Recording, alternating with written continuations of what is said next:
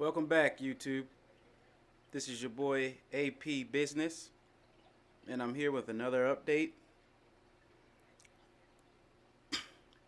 If you've been paying attention to my previous videos, sorry about that, guys. If you've been paying attention to my previous videos, I was letting you know that I was getting rid of my lionfish. The lionfish, he was a very cool fish, very good looking fish, very healthy, but not really an active swimmer due to the amount of flow that I have going on in my tank. I move a lot of water around, and the Corellia 1050 up there in the right hand corner, it's putting out exactly what it is, 1,050 gallons per hour in a 29-gallon tank. It's a lot of flow and a small tank. And my lionfish was not, I'm not going to say he didn't tolerate it, because he did, but he probably was annoyed that it was so much flow in the tank. So I took him back to my local fish store. They gave me a $25 credit for him, and I went and bought the Yellow Tang that you see for a total of $50, but it only cost me $25 cash because of the store credit for the lionfish. The lionfish was very healthy, and he was a beautiful addition to the tank, but because of the flow in my tank, I just couldn't keep him. He did not really swim. Lionfish are not active swimmers. They're more of a hover fish. They like low flow, and they like to hover over rock pieces and wait for something to pop out so they can go and eat it. But with too much flow, the lionfish was just in one spot at a tank at any given time, and he would just kind of hibernate there, trying to stay out of the way of the flow of the tank. Let's zoom in here.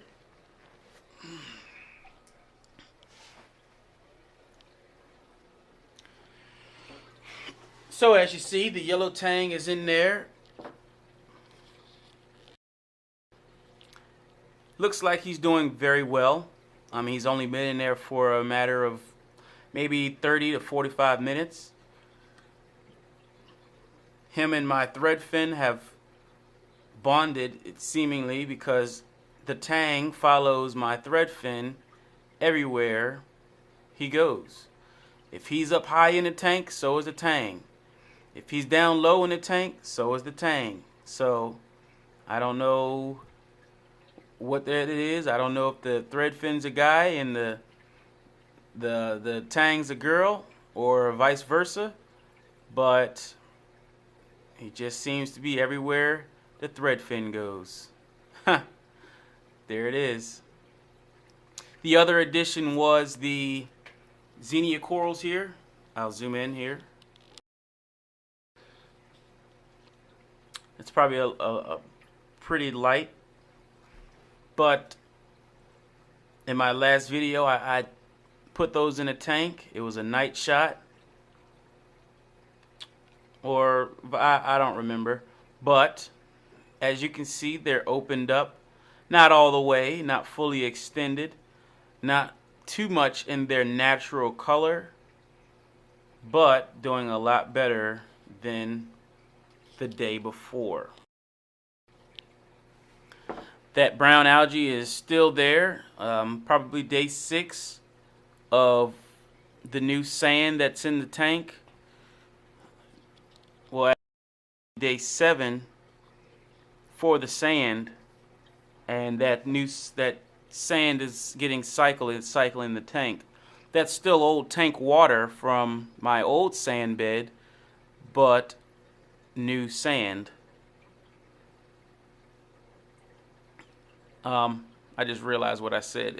That's old tank water from. It's still the same tank, ladies and gentlemen. It's still the same tank, just a new sand bed. I took all the old sand out of the out of this tank here because I wanted to do a deep sand bed, and my other sand bed was very shallow, and it was kind of old. We had cyano growing, and I did almost everything I can do to get rid of that cyano, and it only grew in certain spots in the sand. And I would siphon, do a water change, got a phosphate reactor, changed out the phase remover, the media, and I was consistent and persistent on that routine. And the cyano kept coming back in those certain spots. After siphoning the sand, after doing all of that, it still would come back. So I just threw my hands up and said, you know what? I always wanted a deep sand bed. I think I'm just going to go ahead and change out the sand and do a deep sand bed, and that's what I did. And that's why there's the diatom blooms, because it's going through a little cycle. Diatom bloom on the rock right there where the purple Haitian is. So it's going through a little cycling phase. My tank parameters are still good, 8.1 as far as pH. The temperature is around 80 degrees. There's that tang. I'm telling you, he just loves being with that threadfin. My calcium is still the same, 480 parts per million. I don't have an alkalinity test kit. I do need one. Maybe somebody will get that for me for Christmas around here. And what else? The tank's just doing well. It's doing very well. So my phosphates, my nitrates, and ammonia are all undetectable. So if that says anything to us reef hobbyists, my tank's doing pretty well. It's just a small cycle that it's going through, and soon enough I will probably go through another small cycle. I'm probably going to go ahead and order some live rock offline and possibly give new life to the sand bed. I do have 2 pieces of good live rock in here. The other pieces are base rock. This one piece right here to the far left is live rock. I believe it's Fiji. And the day that I bought it, I mean, there was just copepods, there was shrimps, there was all sorts of life within the rock. And I seen it even when they bagged it up for me. It was just an abundance of life. Then there was a piece of live rock that's on the right, far right where the tang is and the threadfin is. You can probably see just a little, the foot of that rock over there, if that threadfin would move. But anyway, that's also a piece of live rock. I want to get a couple of branches to put in there of some premium live rock. I think that'll be a good addition, to put a piece of branch of some live rock in there, possibly Caribbean live rock, what have you. Whatever I get my eyes on, and it seems like a fair deal, and it's a good looking piece. So that will definitely seed the sand bed a lot better. Also, no, there was something else that I wanted to do. So anyway, let's just move on here. I want to also possibly get a clown trigger. You guys let me know of that. What do you think? A clown trigger in here. I know they deserve a bigger size aquarium, but I don't need your opinion on that. I just need an answer of, do you think I should add a clown trigger or not? I do want a black tang, not a diamond tang, but a black tang. It's a little costly though, about $749 from this one site. They are a costly fish. That or a, well, I'll just leave it at that. I don't, those are just a few hints there. You guys let me know what's going on. Give me a rating. Tell me if you like the tank. If you think it's a good setup. I have a lot more videos to come. Not as educational as some people, but I will try my best on answering some questions for you. I've been doing this for a while, and I'm hoping that you continue to view my channel, because even though this hobby is great, there are other hobbies out there, and I definitely do have some.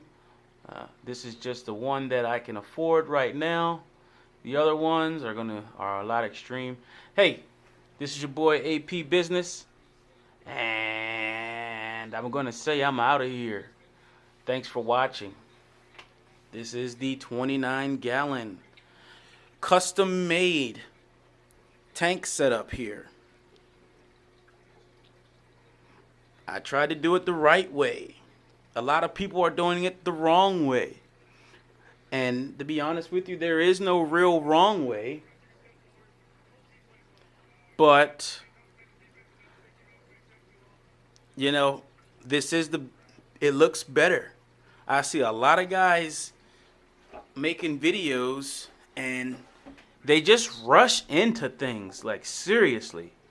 And it pisses me off because they're in it for the beauty, and it's a very beautiful hobby, but you got to know what you're doing, or you're not going to produce the beauty that these corals, that these fish and anemones and all other type of creatures that live in the sea. You're not going to see the beauty if the water conditions aren't right. If you're using crappy materials, or you're trying to DIY or DIY everything. You can't DIY everything and have it looking. You got to go out there and spend the money to do it right. You got to just spend the money and do it right.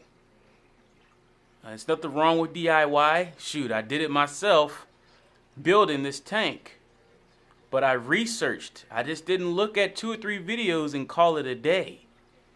I read. You got to read, people. You have to read. And you got to know what you're doing. If you don't know how to do it, then let somebody who does know how to do it for you, so it can be done right. And you're not wasting money. You know what I mean? This is your boy AP Business. I'm going to tell you how to do it right. Just let me know what's up, and we'll talk about it. Signing out here.